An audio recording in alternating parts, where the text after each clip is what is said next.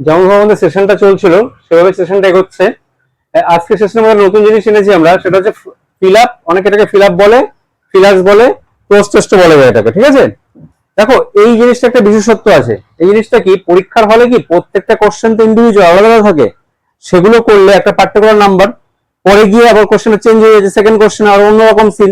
কিন্তু ফিল আপটা একবার মনোযোগ দিয়ে যদি পড়া যায়, ফিল আপটা যদি একবার মনে ধারণা করে নেওয়া যায় যে কি আছে ওর মধ্যে, আর সেটা যদি সলভ করা যায়, একটা ফিল আপ থেকে কিন্তু 5 থেকে 6 নম্বর উঠে আসে।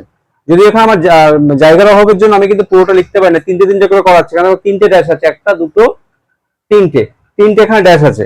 আমি যেটা বলতে চাইছিলাম সেটা হচ্ছে যে ফিল আপের ক্ষেত্রে কি হয়, একটা ফিল আপের মিনিং যদি তুমি একবার ভালো করে বুঝে নিতে পারো, তাহলে কিন্তু পুরো ফিল আপটা যে 4 থেকে 5টা যে শূন্যস্থান থাকছে সেটা পূরণ করতে হলে 5 নম্বর পেয়ে যাচ্ছে।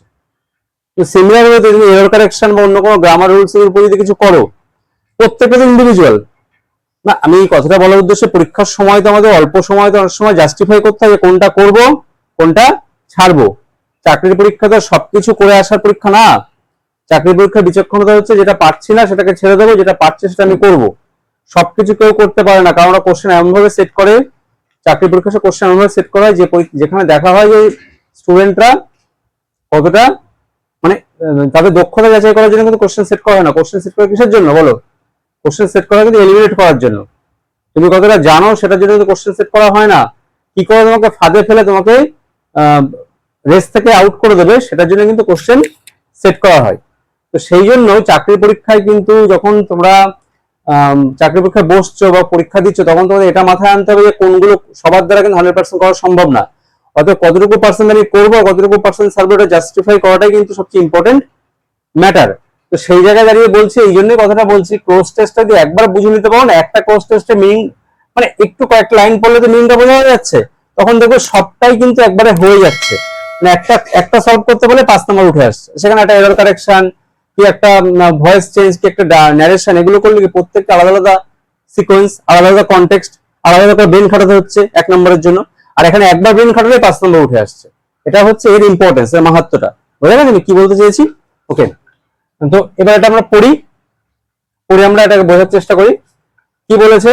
হ্যাঁ, একটু একবার পড়তে হয় ওভারঅল, একটু যদি মানে হালকা জিনিস দেয় মাথায় গেঁথে যায়, আর যদি ওভারঅল পড়ার পরে যদি মাথায় না আসে জিনিসটা, তখন থরলি 2 থেকে 3 বার পড়তে হয়।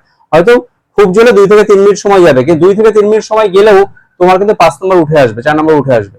কিন্তু একটা এরর কারেকশন করতে অনেক সময় একটা এররই গিয়ে 3 মিনিট সময় খেয়ে নেয়, ঠিক আছে। তো আমরা প্রথমে পড়ি আর কি normally. Listening starts with hearing. Listening মানে শোনা। শোনাটা কি দিয়ে শুরু হয়? হিয়ারিং। অ্যাকচুয়ালি লিসনিং মানে মনোযোগ সহকারে কারো কোনো বক্তব্যকে শোনা, বক্তব্যকে গ্রহণ করা, সেটা তো লিসনিং। শুরুটা কি দিয়ে হয়? হিয়ারিং, বাট গোজ ড্যাশ, কিন্তু তারপরে চলতেই থাকে। কারো কথা শোনা মানে কিন্তু শোনা না, তার কথাটাকে অনেকে দেখবি কারো কথা কেউ বলছে এবং শুনেই যাচ্ছে, শুনছে, কিছুই শুনলো মানে বুঝলো না, কিছু শুনে গেল, আসলে ওর মনটা অন্য জায়গায়। তো শোনা মানে শুধু কারোর কথা কান দিয়ে শোনা না, সেটাকে অন্তর দিয়ে সেটাকে রিয়েলাইজ করা, অনুবোধন করা, তার সমস্যাটাকে নিজের সমস্যা হিসেবে ভাবা, বা তার ব্যথাটাকে নিজের ব্যথা হিসেবে ভেবে সেটাকে তার দিকে অ্যাপ্রোচ করা, কি করে সলভ করা যায়, সেটাই তো অ্যাকচুয়াল শোনা। আর বলছে বন্ধু আমার কিছু বলছে, তা কালকে রাতে তো আমাকে ফুচকা খাইয়েছিল, ওটা তো শুনতে হয় কথাগুলো মনোযোগ সহকারে। ওই একটু হা করে শুনলাম, এদিকে মোবাইলে তো যা দেখেই যাচ্ছে, ওর কথা ঘোরার ডিম কিছুই শুনলাম না, শুধু কানটা দিয়ে রাখলাম আর কোনো কথা বললাম, এটা তো শোনা না। শোনা হচ্ছে তার বক্তব্যটাকে অন্তর দিয়ে গ্রহণ করা, ফিলিংটাকে অন্তর থেকে রিয়েলাইজ করা, তাই তো। Starting listening starts with hearing but goes dash. প্রথমে লিসনিংটা শুরু হয় হিয়ারিং দিয়ে, কিন্তু এটা চলতেই থাকে। হিয়ারিং ইন আদার ওয়ার্ডস, হিয়ারিংটা কি অন্য শব্দ বলতে গেলে ইজ নেসেসারি। হিয়ারিংটা অবশ্যই প্রয়োজন, মানে কান তো দিতেই হবে তার বক্তব্যের দিকে, প্রয়োজন, বাট ইজ নট সাফিসিয়েন্ট, সেটা যথেষ্ট না। ড্যাশ ফর লিসনিং, শোনার জন্য। ওই যে কথা বললাম, কারোর কথা শোনার জন্য শুধু কানটা দিয়ে রাখলাম তাদের, সেটাই যথেষ্ট না, সেটাকে অন্তর দিয়ে রিয়েলাইজ করতে হবে, সেটা এখানে বলা আছে। লিসনিং ইনভলভস, এই যে লিসনিংটা, ঠিক আছে, কারো কথাকে শোনা, ইনভলভস হিয়ারিং উইথ অ্যাটেনশন। দেখেছো, বক্তব্যটা শোনা কিসের সাথে? মনোযোগ সহকারে। অ্যাটেনশন মানে কি? মনোযোগ সহকারে। Listening is a process that dash concentration, যেটার মধ্যে অ্যাকচুয়াল লিসনিং এর মধ্যে কিন্তু কনসেন্ট্রেশন থাকে। ওয়াইল লিসনিং, যখন শুনছি, ওয়ান শুড অলসো বি অবজারভান্ট। যখন আমরা একজনের বক্তব্য শুনছি তখন শুধুমাত্র শুনছি না, তখন আমরা কি হচ্ছে? একজন অবজারভান্ট, দর্শকও হচ্ছে। দেখো তুমি তোমাকে কোনো বক্তব্য পেশ করছে, তার কথাটা শুনছি, কিন্তু সেটাকে ভিজুয়ালাইজ করতে হবে, দর্শক হতে হবে, শব্দের মাধ্যমে দর্শক হয়ে যেতে পারে। কথা শুনে আমাকে ও যে কি বলতে সিনটা চোখের সামনে কল্পনা করে নেওয়া, সেটাকে বলছে অবজারভ্যান্ট। যেটা বক্তব্য আমার সামনে দিচ্ছে সেটাকে তুমি যদি সিনটাকে কল্পনা করে যদি চোখের সামনে ভাবতে পারো, ও তো নিশ্চয়ই ভেবে নিয়েছে, মানে ও তো চোখের সামনে ঘটেছে, সেটা তোমাকে বলছে। তোমার বক্তব্যগুলোকে, শব্দগুলোকে শুনে তুমি তো চোখের সামনে, মানে তোমার অন্তর্দৃষ্টির মাধ্যমে একটা যদি ভিজুয়ালাইজেশন সামনে গড়ে নিতে পারো, তাহলে দেখবে আরো সুবিধা হয় ও যেটা বলছে সেটাকে গ্রহণ করা। আমি কি বলছি বোঝা যাচ্ছে তো কথাগুলো? ওকে, এইটুকুই। এবার আমরা অপশনগুলোতে যাই। Listening starts with hearing but goes dash, goes এর পর কোনটা হতে পারে? Towards, across, beyond, throughout. শোনাটা শুরু হয় কিন্তু তারপর সেটা চলতেই থাকে। তার বক্তব্য আমরা শুনলাম, শুনলেই কি শেষ? তারপর সেটাকে ভাবতে হবে, তার বক্তব্য শেষ অব্দি শুনতে হবে। অতএব সেটাকে কি, সেটাকে একটা কন্টিনিউ প্রসেস, অতএব সেটা চলতেই থাকবে। অতএব অ্যাপ্রোপ্রিয়েট, সেটা যদি অ্যাপ্রোপ্রিয়েট হচ্ছে বিয়ন্ড। বিয়ন্ড মানে সময়ের বাইরেও চলতে থাকা, তাই তো? তাহলে কোন অপশনটা কাজ করবে? Option C, beyond. Hearing in other words is necessary, হিয়ারিংটা অবশ্যই প্রয়োজন, but is not sufficient dash, sufficient dash for listening. শুধু হিয়ারিংটাই কিন্তু লিসনিং এর যথেষ্ট না, তার থেকেও বেশি কিছু। তাহলে hearing in other words is necessary but is not sufficient dash. Sufficient কি হতে পারে? Place, decorum, condition, scenario. বলছে যে হিয়ারিংটাই শুধুমাত্র সাফিসিয়েন্ট না লিসনিং করা মানে। হিয়ারিং এর সাথে সাথে ওই যে বললাম অ্যাটেনশন, এটা আমরা পরবর্তী পর্যায়ে দেখতে পাবো আরো। তাহলে কন্ডিশন, হিয়ারিংটা যথেষ্ট নয়, আরো কন্ডিশন আছে। সেটা কি? অন্যান্য অনেক কন্ডিশন আছে লিসনিং এর জন্য। অর্থাৎ এই সি অপশনটা এখানে কাজ করবে, এটাও সি। আচ্ছা, নেক্সট।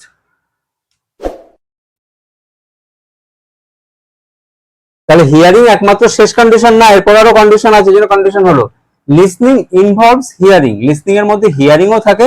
হিয়ারিংটা কি? Not only hearing, hearing with attention, মনোযোগ সহকারে শোনা, তাই তো?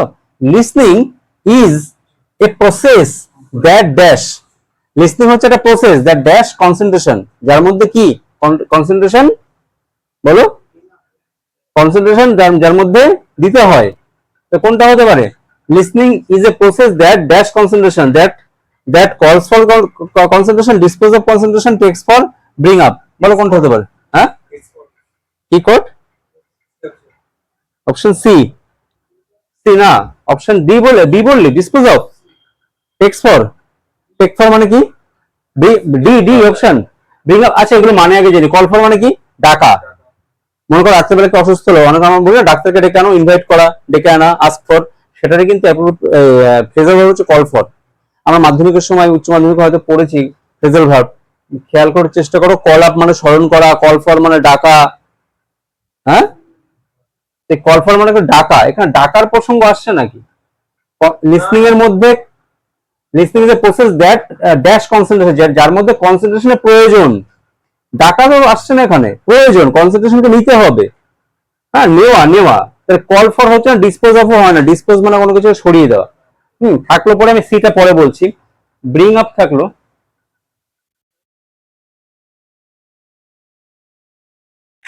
কল ফর ডাকা, call for concentration, take, take for মানে আর ব্রিং আপ মানে হচ্ছে কিন্তু লালন পালন করা, বড় করা। অতএব এটাও কাজ করছে না। তাহলে এই তিনটে অপশন একটা কাজ করে থাকছে। এবার টেক্স ফর, দেখো টেক্স নিতে পারি তো? হ্যাঁ, এটা সিঙ্গুলার ফর্মে আছে, টেক ফর। টেক ফর মানে হচ্ছে নেওয়া, বললি তো? নেওয়া। অর্থাৎ কনসেন্ট্রেশনের সাথে আমাকে তার বক্তব্যটাকে গ্রহণ করতে হবে, ঠিক আছে? অর্থাৎ সি অপশন। ওকে, আমার একটা কথা বলে রাখি, শোন, একটু কনফিউশন হচ্ছে আমার। সি অপশন টেক ফর অথবা কলস ফর হতে পারে। কল ফর মানে ডাকা, তো মানে এরা বলতে চাইছে লিসনিং এর মধ্যে, লিসনিং একটা প্রসেস যার মধ্যে মনোযোগটাকেও ডাকতে হবে, অর্থে বলছে মানে মনোযোগটাকেও তার মধ্যে দিতে হবে, মনোযোগটাও ডেকে আনতে হবে, মনটাকেও বলতে হবে তুমি প্রবেশ করো, আমি যেটা শুনছি তার মধ্যে মন, তুমি প্রবেশ করো। সে অর্থে কল ফর হতে পারে। হ্যাঁ, হ্যাঁ, আর টেক্স ফর হতে পারে, দুটোই হতে পারে। আমার মনে হয় টেক্স ফরটাই।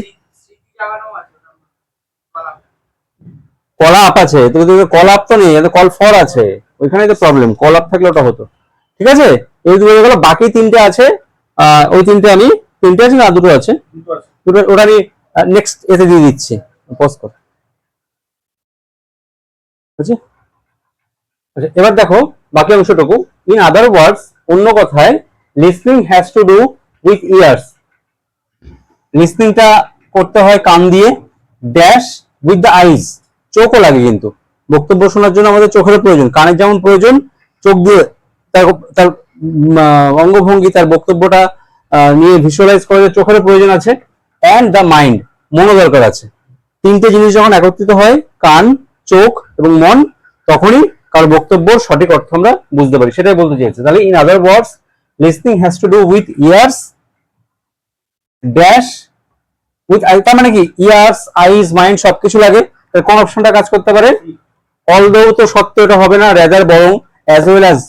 অ্যাজ ওয়েল অ্যাজ মানে কিন্তু সাথে, মানে এটার সাথে আরো অনেক কিছু দরকার, তখনই আমরা অ্যাজ ওয়েল অ্যাজ ইউজ করি।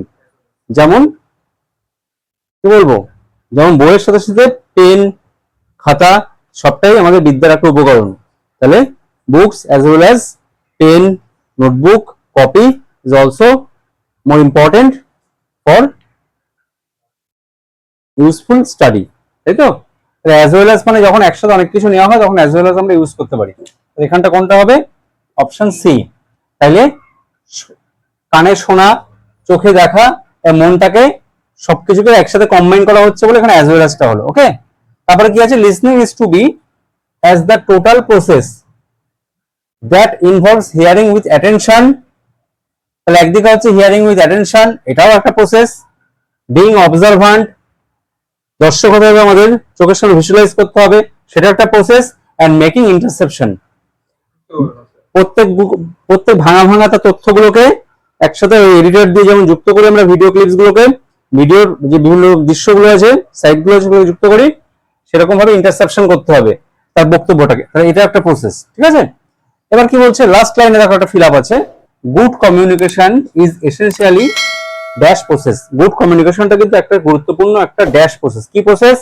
অনারাস, অবনক্সিয়াস, ইন্টারেক্টিভ, পিকুনেট। আমরা জানি কোন প্রসেস যার মধ্যে সবকিছুকে একসাথে যুক্ত করে একটা প্রসেস যখন কমপ্লিট হয়, তাই তো? অনেকগুলো ভাঙা ভাঙা জিনিস, ছোট ছোট জিনিস, কাটা কাটা জিনিসগুলোকে এক জায়গায় করে যখন কোনো কিছু কমপ্লিট হয় সেটাকে বলা হয়, এবং সেটা ইউজফুল হয়, সেটাকে ইন্টারেক্টিভ বলা হয়। দর্শক মানে বক্তা এবং শ্রোতা প্রত্যেকে যখন জিনিসটাকে এনজয় করে, যে বলছে সে এনজয় করছে, যে শুনছে সে এনজয় করছে, এবং আশেপাশের সকল পরিবেশ এনজয় করছে, তখন সেটাকে বলা হয় ইন্টারেক্টিভ। কিছু কিছু দেখবি কিছু কিছু বক্তব্য ভালো লাগে না, বা কিছু কিছু মুভি ভালো লাগে না, বা কিছু কিছু বক্তব্য, কিছু কিছু মুভি দেখবি যে শুনছে তারও ভালো লাগছে, যে বলছে তারও ভালো লাগছে, আশেপাশে সকলের কাছেই, সেটাকে বলে ইন্টারেক্টিভ। ইন্টারেক্টিভ সেশন, প্রাণবন্ত সেশন, ঠিক আছে? তাহলে এটাকে কি হবে? ইন্টারেক্টিভ, অর্থাৎ সি। আমি প্রথমে আবার যে কথাটা বলেছিলাম আবারও বলছি, একই কথা। ক্লোজ টেস্ট যদি একবার পড়তে পারো, মিনিংটা যদি ধরতে পারো, একটা পড়াতে তোমার 5 নম্বর উঠে আসবে, 4 কি 5 নম্বর উঠে আসবে। অনেকে এটাকে স্কেপ করে যায়, একবার যদি ধরা যায় 4-5 নম্বর উঠে আসবে। একটু পড়ে নিতে পারলে বোঝা যায় এই ফিল আপ গুলোতে কি হবে। আর গ্রামার থেকে এমনি একটা একটা ইন্ডিভিজুয়াল থেকে নাম্বার তোলার থেকে ক্লোজ টেস্ট থেকে নাম্বার তোলা সোজা, কারণ পুরোটা একটা প্রাসঙ্গিক জিনিস, তাই তো? ওকে, এই পজ।